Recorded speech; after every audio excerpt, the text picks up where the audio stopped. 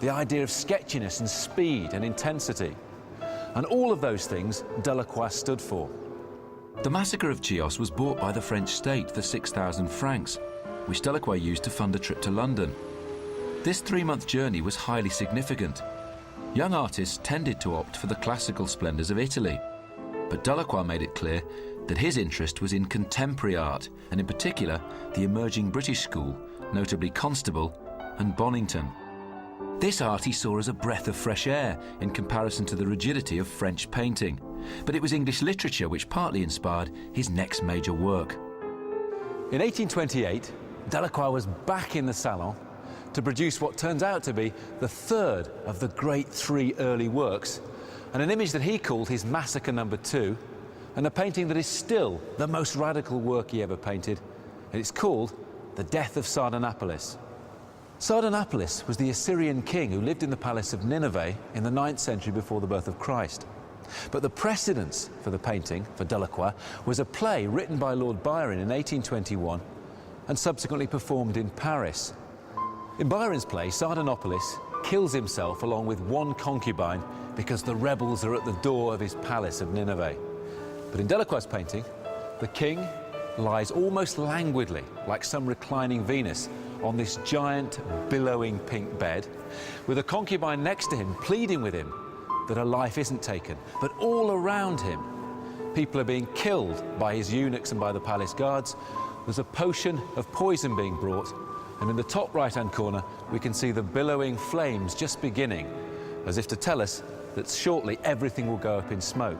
And it's almost like an image of a latter-day cult, where everyone is condemned to die, but at the centre of it all is this kind of mystical, enigmatic, cultish leader. For many people, this painting remains at the apex of Romantic art.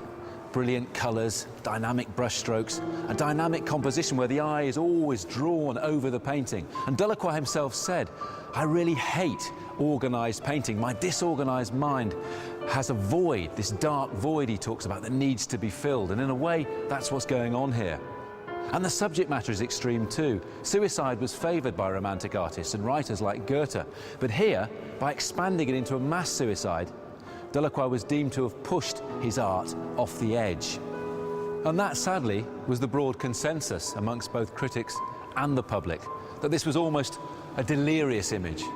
And this time, the state didn't buy the painting, but it remained among Delacroix's favoured works, and it still strikes a chord. It still has this sense of energy and subversion. It's a total subversion of everything that classical art and order stood for. In 1822, when Delacroix had first shown at the Salon with the Bark of Dante, he was an unknown artist. Now, just 8 years later though, he was at the very heart of the French artistic establishment. But Paris was soon to become embroiled in political and military turmoil, which in turn led to Delacroix's most famous painting.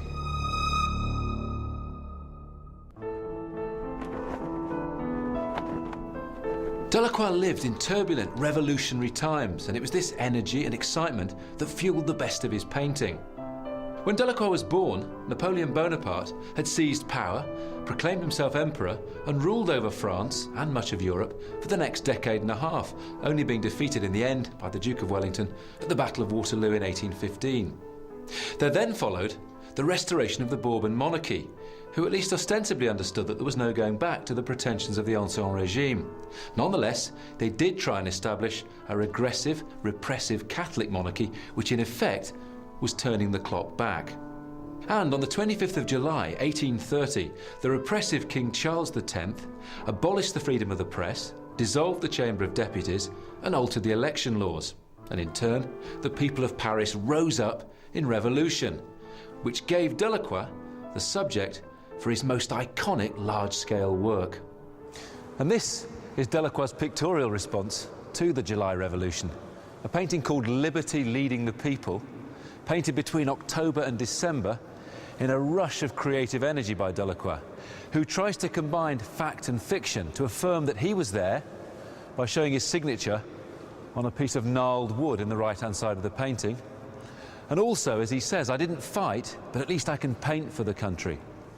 But look at the composition and you realise that this is a very carefully constructed and quite ordered painting by Delacroix standards. At the pinnacle of this pyramid is the figure of Liberty, a combination of a working class girl and some kind of classical statue, with her breast revealed rather tokenistically, but I suppose to show that she can also be mother of the people, a kind of nourishing figure.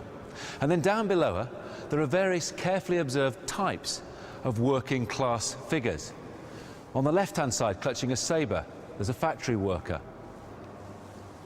Then in a top hat, holding a gun, slightly up the social scale, is an artisan. And then kneeling at the feet of Liberty is a country labourer.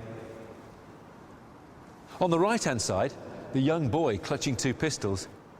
And then to the right of the boy, clearly visible amidst the billowing clouds of smoke, you can see Notre Dame, as if to affirm that this is contemporary Paris, even though this would not have been possible to see in quite this way. But nevertheless, Delacroix wants to say, this is my world.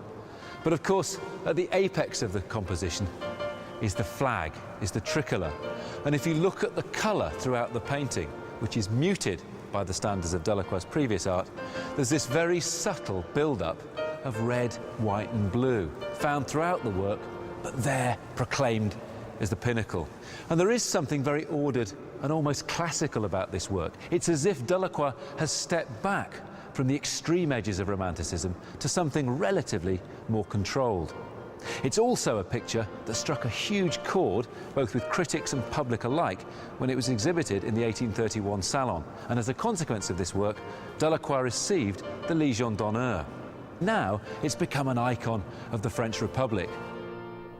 Delacroix's official status was further enhanced in 1832 when he was invited to go to Morocco as part of an official delegation to see the Sultan. France had recently conquered Algeria and was very keen both to allay Moroccan fears and also to re-establish a new relationship between the two countries. And for Delacroix, the journey would shape the course of his art for the rest of his life.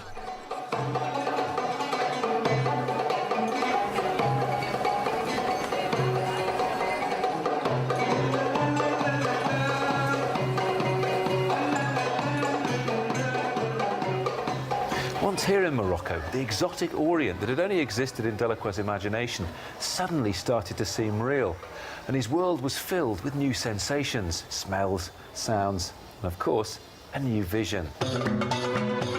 Each part of the 6-month trip was documented through Delacroix's journals and his letters, and most significantly his sketchbooks. The majority of his time was spent in Tangiers, immersing himself in a culture that was largely unfamiliar, but which through Delacroix's images became a mecca for Western artists over the next few decades. Whilst in Tangiers, he was invited to a Jewish wedding, which he subsequently painted. He shows the contrast of light streaming into the courtyard with the dark shadows on either